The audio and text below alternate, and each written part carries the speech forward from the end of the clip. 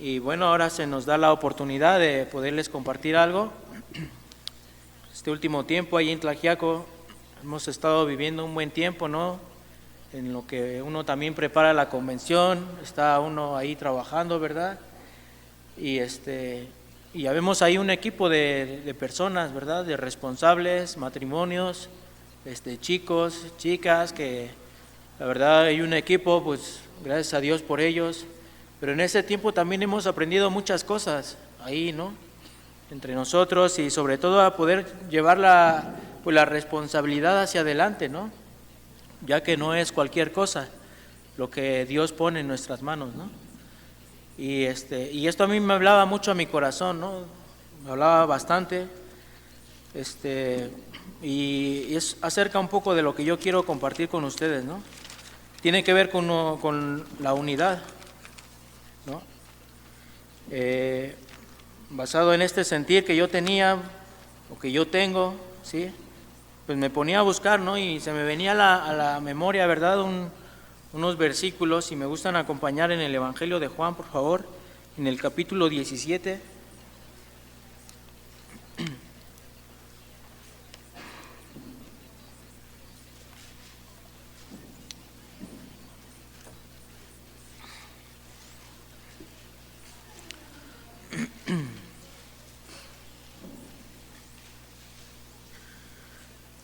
Capítulo 17 de San Juan. Vamos a leer desde el versículo 1, vamos a leer todo este capítulo hasta el 26 para entender un poquito, ¿no? En el cabezado dice: Jesús ora por sus discípulos.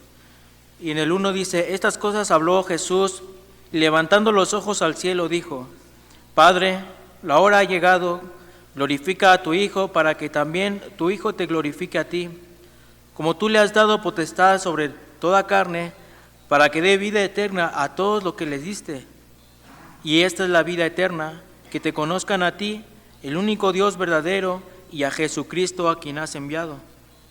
Yo te he glorificado en la tierra, he acabado la obra que me diste que hiciese. Ahora pues, Padre, glorifícame tú al lado tuyo con aquella gloria que tuve contigo antes de que el mundo fuese. He manifestado tu nombre a los hombres que del mundo me diste. Tuyos eran y me los diste. Y han guardado tu palabra. Ahora han conocido que todas las cosas que me has dado proceden de ti, porque las palabras que me diste les he dado, y ellos las recibieron, y han conocido verdaderamente que salí de ti, y han creído que tú me enviaste. Yo ruego por ellos, no ruego por el mundo, sino por los que me diste, porque tuyos son, y todo lo mío es tuyo, y lo tuyo mío, y he sido glorificado en ellos. Y ya no estoy en el mundo, mas estos están en el mundo, y yo voy a ti. Padre Santo, a los que me has dado, guárdalos en tu nombre para que sean uno, así como nosotros. Cuando estaba con ellos en el mundo, yo los guardaba en tu nombre. A los que me diste, yo los guardé, y ninguno de ellos se perdió, sino el hijo de perdición, para que la Escritura se cumpliese. Pero ahora voy a ti, y hablo esto en el mundo, para que tengan mi gozo cumplido en sí mismos. Yo les he dado tu palabra, y el mundo los aborreció, porque no son del mundo, como tampoco yo soy del mundo. No ruego que los quites del mundo, sino que los guardes del mal. No son del mundo, como tampoco yo soy del mundo. Versículo 17 dice: santifícalos en tu verdad, tu palabra es verdad. Como tú me enviaste al mundo, así yo los he enviado al mundo, y por ellos yo me santifico a mí mismo, para que también ellos sean santificados en la verdad. Mas no ruego solamente por esto, sino también por los que han de creer en mí por la palabra de ellos, para que todos sean uno como tú, oh Padre, en mí y yo en ti, que también ellos sean uno en nosotros, para que el mundo crea que tú me enviaste. La gloria que me diste yo les he dado, para que sean uno, así como nosotros somos uno. Yo en ellos y tú en mí, para que sean perfectos en unidad, para que el mundo conozca que tú me enviaste y que los has amado a ellos como también a mí me has amado. Padre, aquellos que me has dado, quiero que donde yo estoy, también ellos estén conmigo, para que vean mi gloria que me has dado, porque me has amado desde antes de la fundación del mundo. Padre justo, el mundo no te ha conocido, pero yo te he conocido, y estos han conocido que tú me enviaste, y les has dado a conocer tu nombre, y lo daré a conocer aún, para que el amor con que me has amado esté en ellos y yo en ellos. Pues fíjate qué oración tan tremenda, ¿verdad?, de nuestro Señor Jesucristo. Y una oración específicamente, ¿no?, para cada uno de nosotros, para sus discípulos, para sus seguidores, ¿verdad? Y en todo esto que acabábamos de leer, yo entresacaba unas partes que lo dice en diferentes ocasiones, que nos habla acerca de la unidad, ¿no? Y vamos aquí en el versículo 11, 17-11, dice: ya no estoy en el mundo, mas estos están en el mundo, y yo voy a ti, Padre Santo, a los que me has dado, guárdalos en tu nombre para que sean uno, así como nosotros. A mí me llamaba la atención cómo Jesús le interesa, ¿verdad?, que nosotros podamos permanecer en esa unidad, ¿no? Era algo que le preocupa, porque si tú lees todo este capítulo, en diferentes ocasiones nos lo repite, ¿verdad? Entonces es algo que Jesús tenía muy presente, ¿verdad? Que los discípulos, que las personas que Jesús estaba dejando en ese momento, ¿verdad?, pudieran conservar una unidad que tiene que ver con ese Espíritu de Dios, ¿verdad? Entonces yo pensando en esto, ¿verdad?, a veces yo anotaba inclusive, ¿no?, puede llegar a ser controversial muchas veces, ¿no? Más cuando vivimos nosotros, por ejemplo, en Reto, pues muchas veces vivimos en comunidad, ¿verdad?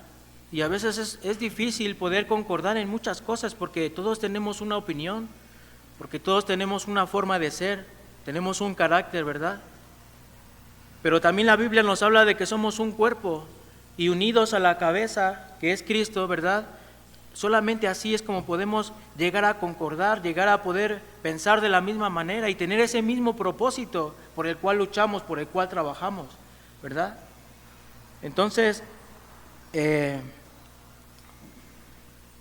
yo pensando en esto, ¿no?, llegar a la unidad puede ser controversial y difícil, pero es necesaria,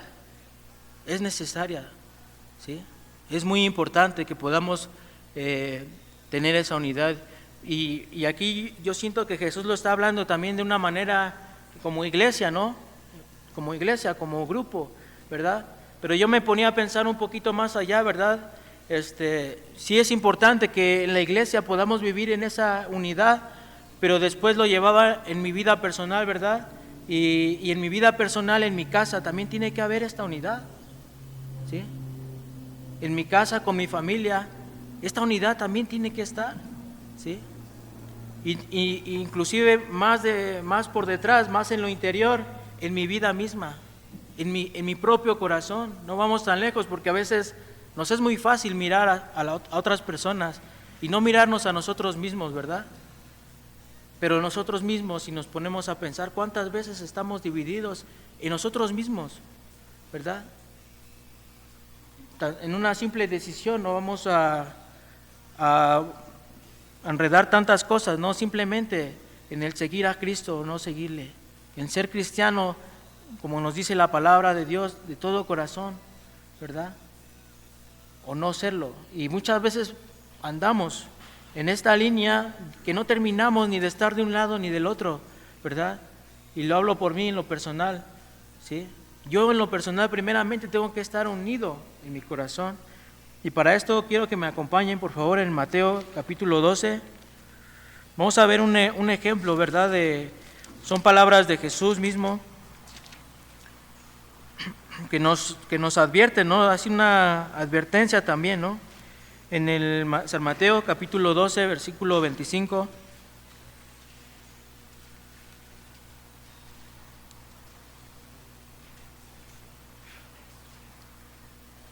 Dice: sabiendo Jesús los pensamientos de ellos, les dijo: todo reino dividido contra sí mismo es asolado, y toda ciudad o casa dividida contra sí misma no permanecerá. ¿Sí? Ahí nos damos cuenta, ¿no? Jesús lo deja bien recalcado, ¿no? Había una serie de situaciones que estaban pasando en ese momento, ¿verdad? Nos dice la palabra que Jesús conocía los pensamientos de ellos, ¿sí? Y Jesús les va directo, ¿no? Va directo al grano y les dice: todo reino dividido contra sí mismo es asolado, y toda ciudad o casa dividida contra sí misma no permanecerá. Entonces, nuevamente nos hace mención, ¿verdad?, a qué tan necesaria es la unidad en nuestras vidas, ¿verdad? Es estar en este sentir junto con las demás personas, junto con nuestra familia, junto con los de nuestra casa, ¿sí? Es muy importante, ¿sí?, mantener una relación. La unidad pues nos habla de muchas cosas, ¿verdad? Nos habla de una comunión, nos habla de muchas situaciones, ¿no? De ser de un alma, de ser de un mismo sentir, de estar en un ánimo, ¿verdad? Y esto te digo, eso a veces puede ser difícil, pero es muy difícil cuando nosotros lo intentamos hacer a nuestra manera, ¿verdad? Como a veces decimos, en la carne, ¿verdad? Fuera de Cristo, separados de Cristo. Pero cuando tomamos a Cristo en nuestras vidas como nuestro referente, como nuestro cabeza, ¿verdad?, como nuestro líder, entonces Él es el que nos ayuda, el que nos da el con qué para poder llevar a cabo, ¿verdad?, todas estas cosas, ¿sí? Desde lo interior, en lo personal, hasta también con las demás personas, ¿verdad? Porque a mí no me gustaría poder venir a las reuniones, ¿verdad?, y aparentar algo, es venir y saludar al David, ¿verdad?, y aparentemente como que muy bien, y venir aquí con los hermanos y cantar unas canciones, pero no solamente queda ahí, porque a lo mejor yo en mi casa, a lo mejor estoy teniendo unas situaciones donde no estoy correspondiendo con lo que yo aquí estoy transmitiendo, ¿verdad? Yo quiero que lo que yo transmita aquí lo quiero transmitir desde mi casa, ¿sí?, con mi familia, y más allá, desde mi interior, desde mi corazón, estar concertado en ese pensamiento y firmeza de qué es lo que quiero para mi vida, ¿sí?, que es seguir a Cristo y no mirar atrás, ¿verdad? Seguir a Cristo y no mirar atrás, y ahí vamos y ahí caminamos. Después de esto pues vienen muchas cosas, y el fruto de todo ello lo podemos ver aquí reflejado muchas veces, ¿verdad?, en esa convivencia, en esa armonía con los hermanos que debe de haber, ¿verdad?, en esta comunión. Volvemos aquí al Evangelio de Juan 17.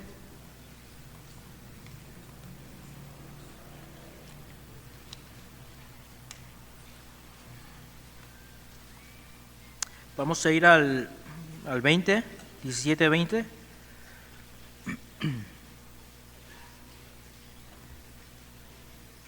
Dice: mas no ruego solamente por esto, sino también por los que han de creer por mí, por la palabra de ellos, para que todos sean uno, como tú, Padre, en mí y yo en ti, que también ellos sean uno en nosotros, para que el mundo crea que tú me enviaste, ¿no? Pues nos empieza a decir, ¿verdad?, que no solamente por ellos, sino aquellas personas que van a creer en Cristo por la palabra, ¿verdad?, de ellos, por la palabra de nosotros, ¿verdad?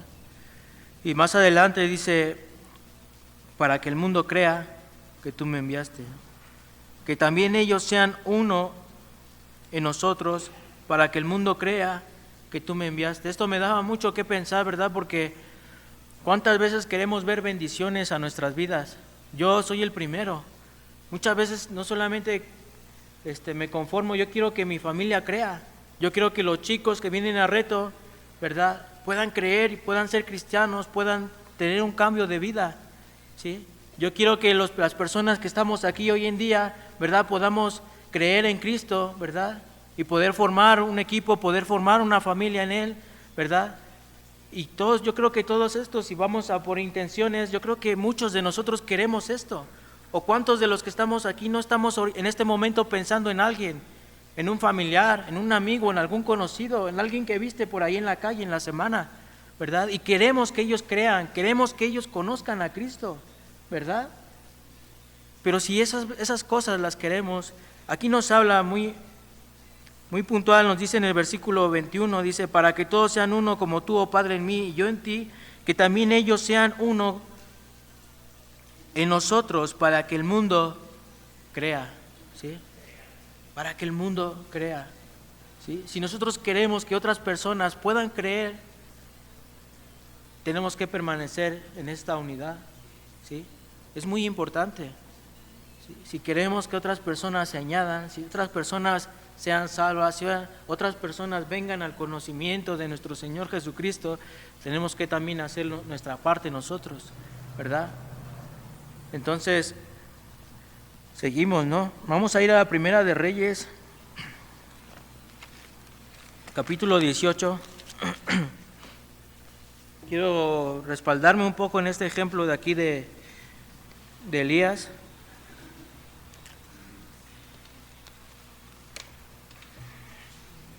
Primera de Reyes 18.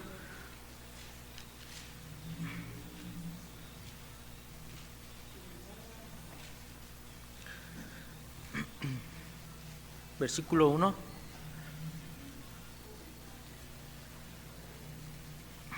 Pues algunos conocemos ya un poco esta historia, ¿verdad? Era un tiempo difícil aquí para Elías, ¿verdad? En el versículo 1 nos habla, vamos a leer ahí 1 y 2. Pasados muchos días vino palabra de Jehová a Elías en el tercer año diciendo: Ve, muéstrate a Acab, y yo haré llover sobre la faz de la tierra. Perdón, vamos a ir al 18:20. Primera de Reyes 18:20.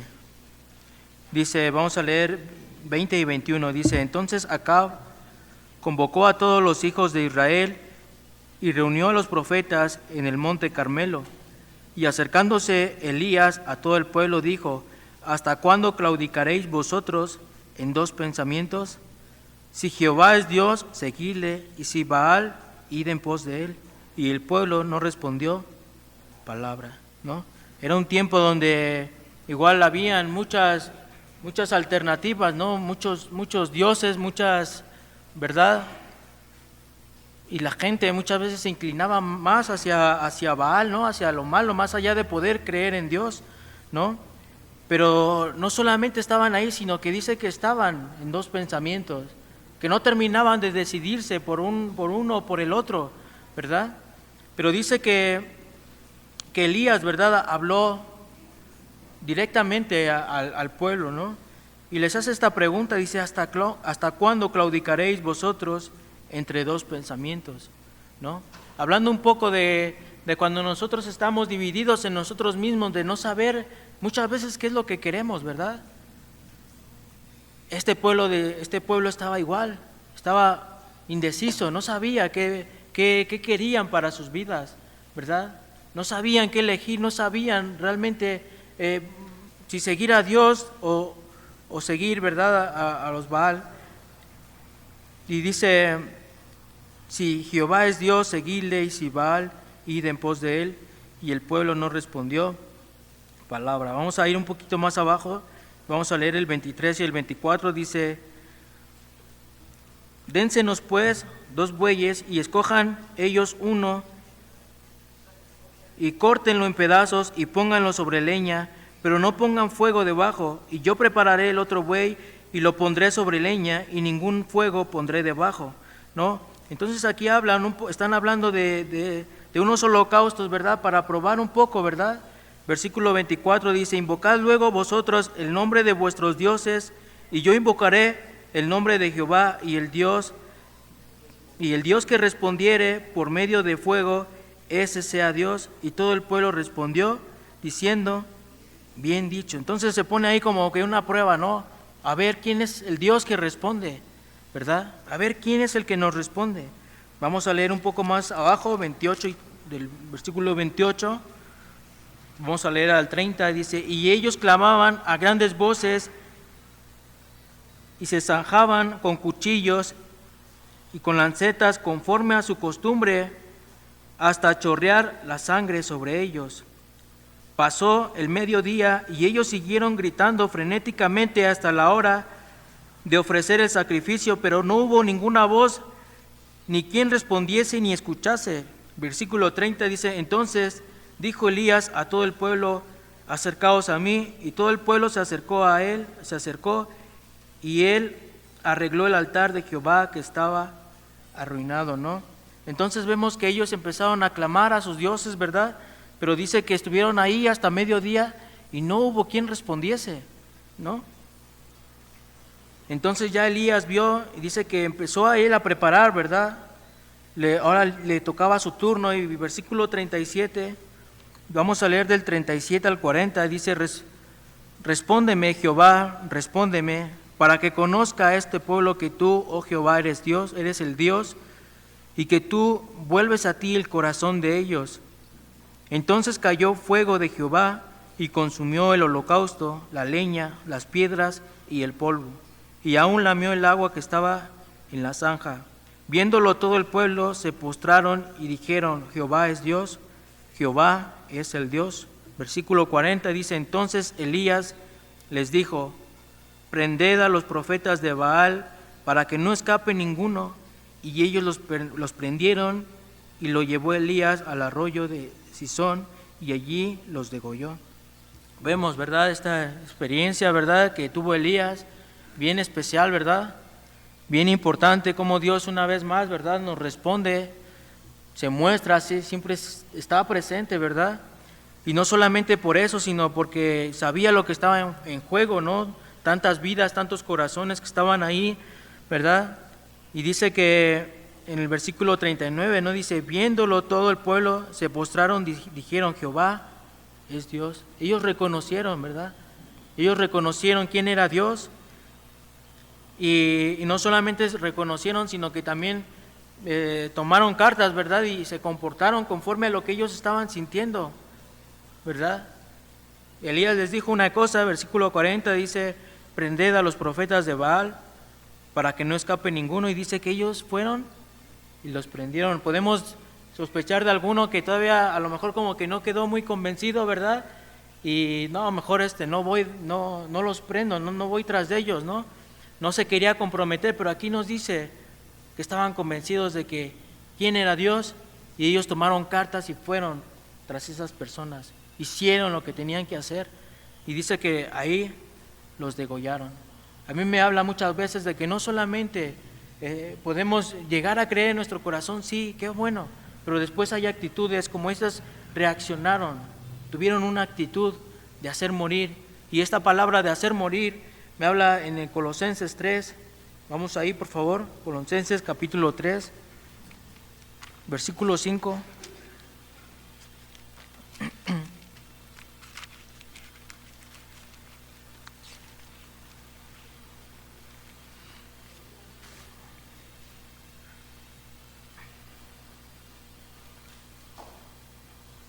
Colosenses capítulo 3, 1.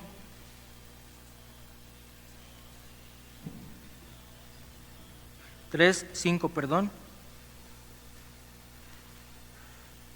Dice: haced morir pues lo terrenal en vosotros, ¿no?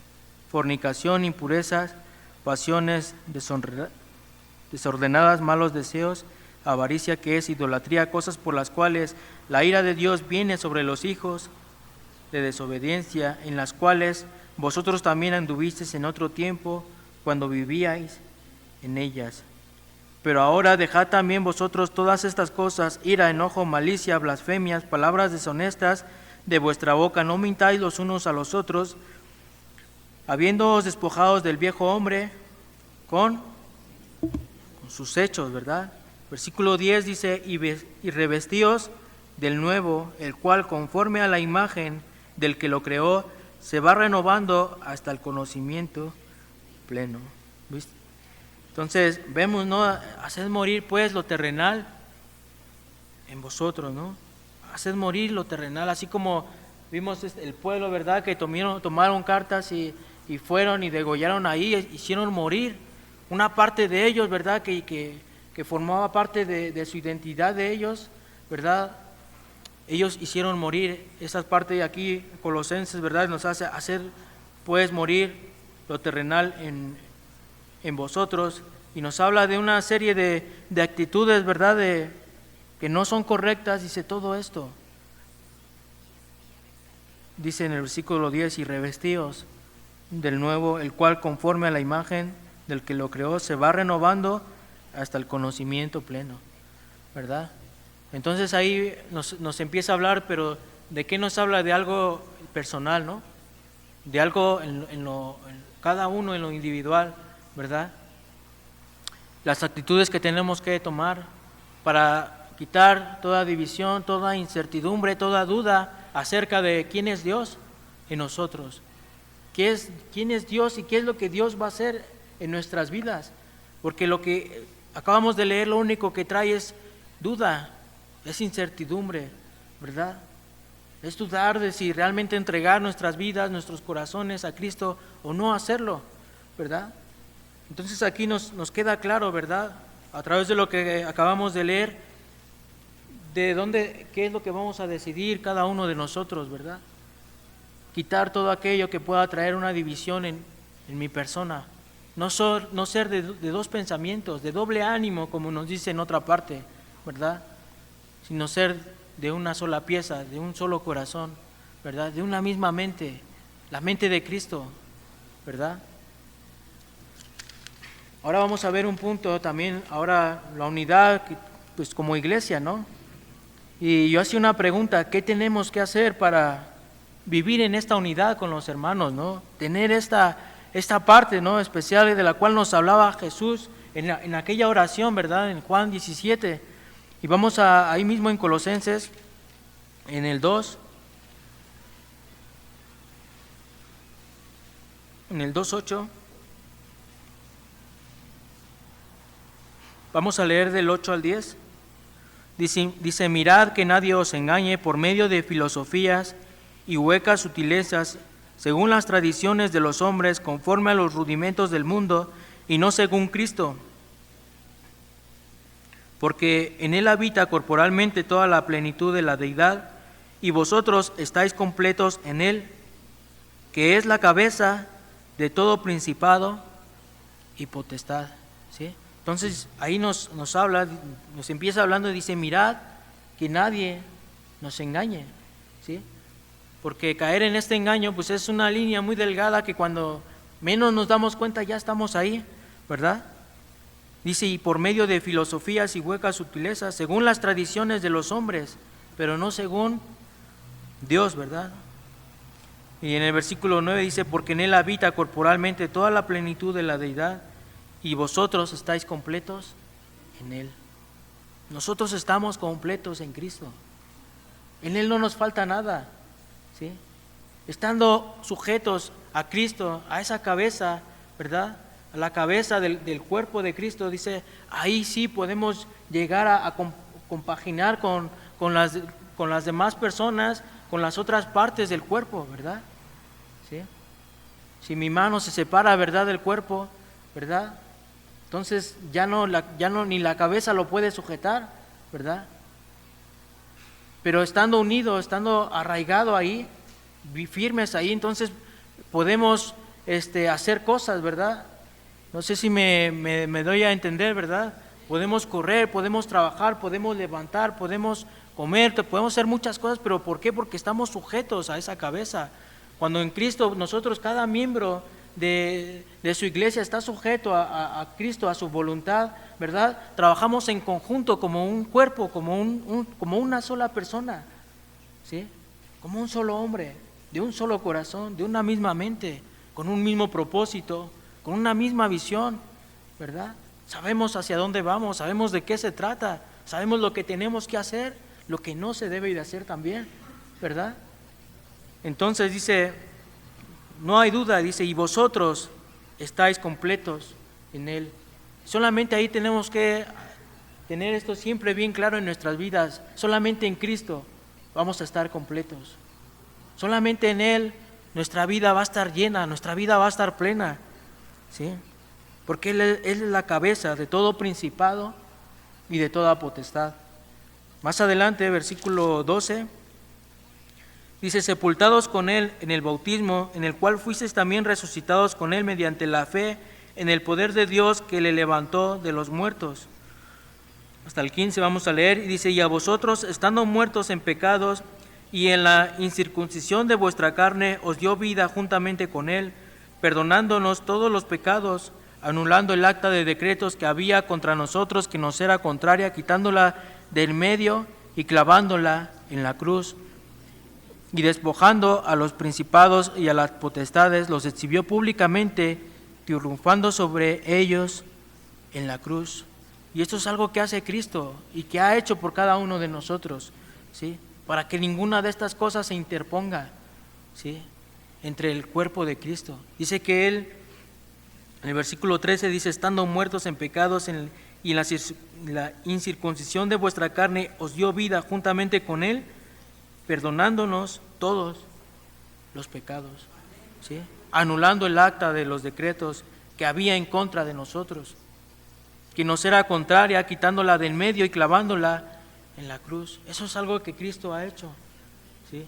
Gracias a todo esto que estamos leyendo, nosotros hoy podemos estar aquí sentados, nosotros hoy podemos estar escuchando de su palabra, podemos venir y disfrutar de un ambiente de oración, ¿verdad? Escuchar a los hermanos cantar, escuchar a los hermanos orar, ¿verdad? Y podemos sentirnos parte. Y si no nos sentimos parte, eso nos tenemos que poner a pensar: ¿qué es lo que me está impidiendo poder estar en ese mismo sentir como los demás están, ¿verdad? Tenemos que acercarnos a Cristo, porque si hay algo que nos está impidiendo poder formar parte de esta comunión con las demás personas, Cristo, a través de su sangre, como nos dice la Escritura, clavándola en la cruz, ¿sí?, clavándola en la cruz. Y versículo 15 dice: y despojando a los principados y a las potestades. Ahí en Efesios nos dice: porque no tenemos lucha contra ¿qué? Contra sangre y carne, sino contra principados y potestades, ¿verdad?, que habitan en las regiones celestes. Y aquí nos dice: y despojando a los principados y a las potestades, los exhibió públicamente, triunfando sobre ellos en la cruz. Son las cosas que Cristo ha triunfado sobre todas estas cosas, sobre las cosas que nosotros teníamos lucha, ¿verdad? Las cosas que nos tenían sujetas y no nos permitían poder alzar nuestros ojos, poder ser libres, poder tener una comunión ni siquiera con nosotros mismos. Yo no sé ustedes, pero por lo menos yo, cuando vivía sin Cristo, no sabía. Yo vivía una vida en desorden, una vida sin un rumbo, sin ninguna dirección. No sabía qué hacer, ¿sí? Un día estaba bien, intentaba, bueno, ahora sí le voy a echar ganas, ¿verdad? Y a los 3 días volvía a lo mismo, ¿verdad? Inclusive cuando vine a Reto, empecé a escuchar, era de doble ánimo. Una parte decía: es que sí, sé que es Cristo, sé que es mi vida, sé que lo tengo que hacer, pero por otra parte había una lucha espiritual que no me permitía estar del todo, ¿verdad?, donde tenía que estar, ¿verdad? Pero ahí es donde Cristo quiere obrar y donde Cristo está obrando, ¿sí?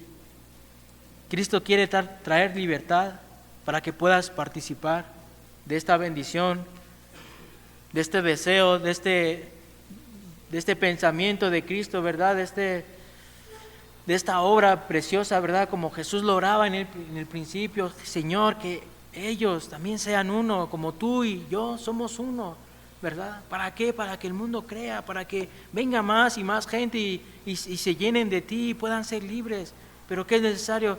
Que sean uno, de un alma, de un sentir. En Efesios 4,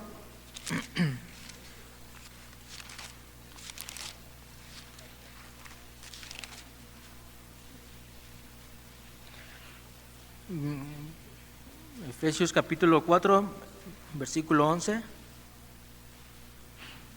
Vamos a leer del 11 al 16. Dice: y Él mismo constituyó a unos apóstoles, a otros profetas, a otros evangelistas, a otros pastores y maestros, a fin de perfeccionar a los santos para la obra del ministerio, para la edificación del cuerpo de Cristo, hasta que todos lleguemos a la unidad de la fe y del conocimiento del Hijo de Dios, a un varón perfecto, a la medida, la estatura de la plenitud de Cristo, para que ya no seamos niños fluctuantes, llevados por doquiera de todo viento de doctrina, por estratagema de hombres que para engañar emplean con astucia las artimañas del error, sino que siguiendo la verdad, en amor crezcamos en todo aquel que es la cabeza, esto es, Cristo, de quien todo el cuerpo, bien concertado y unido entre sí por todas las coyunturas, que se ayudan mutuamente, según la actividad propia de cada miembro, recibe su crecimiento para ir edificándose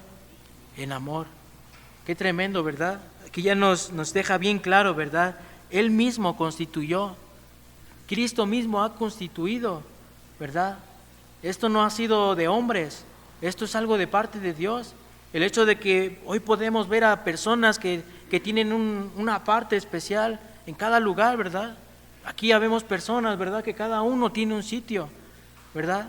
Pero ¿con qué fin? Aquí nos lo habla, versículo 12 dice, a fin de perfeccionar a los santos para la obra del ministerio, para la edificación del cuerpo de Cristo. Entonces, cuando nosotros entendemos cuál es nuestra parte y cuál es la parte de mi prójimo, dice que hay una edificación, ¿sí? Dice que hay un crecimiento. Entonces, a veces no lo entendemos así, a veces pensamos que es una lucha, ¿verdad? Por lugares, por tener un lugar, por muchas cosas, pero no es así, ¿verdad? Tenemos que entender que cuando nosotros reconocemos, aceptamos, entendemos cuál es nuestra parte y la parte de los demás, entonces ahí trabajamos en conjunto y vamos hacia adelante, ¿verdad? Vamos hacia adelante, creciendo, nutriéndonos, cada uno dice por todas las coyunturas, ¿verdad? Versículo 13 dice, hasta que todos lleguemos a la unidad de la fe y del conocimiento del Hijo de Dios, a un varón perfecto a la medida de la estatura de la plenitud de Cristo. Vamos a leer el versículo 16, dice, de que en todo el cuerpo bien concertado y unido entre sí por todas las coyunturas, que se ayudan mutuamente según la actividad propia de cada miembro, recibe su crecimiento para ir edificándose en amor. Esta última palabra, ¿sí? Amor, es la palabra que en la esencia, ¿sí? Es la esencia que nos va a ayudar mucho. Nos va a ayudar mucho a poder entender, a tener amor entre nosotros, en nuestras familias, ¿verdad? Con nuestros prójimos, amor. Pero no es ese amor de estar todo, no sé si me entienden, abrazados o no, sino entender que es el amor de Cristo, ¿sí? Es el amor de Dios el que mantiene este cuerpo, esta iglesia, este lugar, esta familia, esta vida, esta persona, ¿verdad? Esto es el amor de Dios, esta es la esencia y de ahí parten todas las cosas, ¿sí? En Filipenses capítulo 2, más adelante.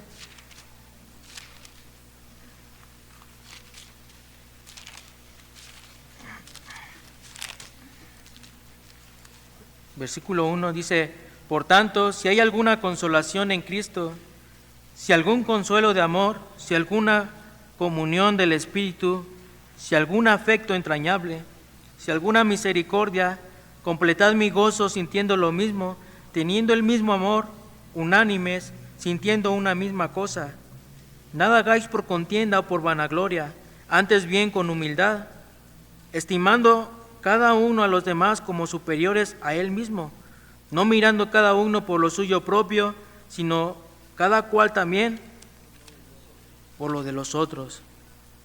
Versículo 5, ¿qué dice?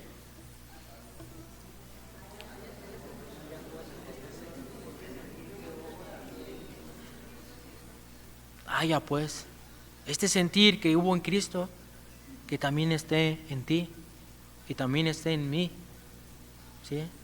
Este sentir que hubo en Cristo, que también esté en nosotros, ¿sí? Y en Romanos, ahí vamos a acabar en Romanos 15.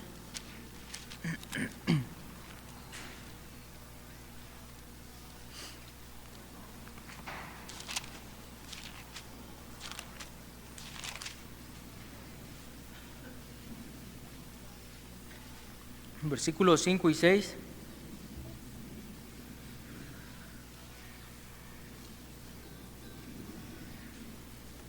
Dice, pero el Dios de la paciencia y de la consolación os dé entre vosotros un mismo sentir, según Cristo Jesús, para que unánimes a una voz glorifiquéis al Dios y Padre de nuestro Señor Jesucristo, ¿sí? Entonces nos dice, pero el Dios de la paciencia y de la consolación os dé entre vosotros, ¿sí? Un mismo sentir según Cristo Jesús. Con este versículo, ¿verdad? Entendemos que es Dios el que hace la obra, ¿sí? Es Dios el que trae el con qué, porque solamente estando unidos en Él, ¿sí? Sujetos a Él, sujetos a su voluntad, sujetos a su palabra, ¿verdad? Es el que va a traer entre vosotros, ¿sí? Un mismo sentir, según el propósito de Cristo Jesús, ¿sí? Dice, versículo 6 dice, para que unánimes y a una voz glorifiquéis al Dios y Padre de nuestro Señor Jesucristo, ¿sí? Como consecuencia de todo esto dice que hay un ánimo, hay unánimes, ¿sí? Hay una voz glorificando al Dios, ¿no? Y Padre de nuestro Señor Jesucristo. Hay un ejemplo que ya no fuimos ahí, pero ahí en Hechos, ¿verdad? Pudimos ver ahí en el capítulo 2, me parece, cómo estaba el pueblo, ¿verdad? Reunido en su nombre, dice, de un mismo sentir.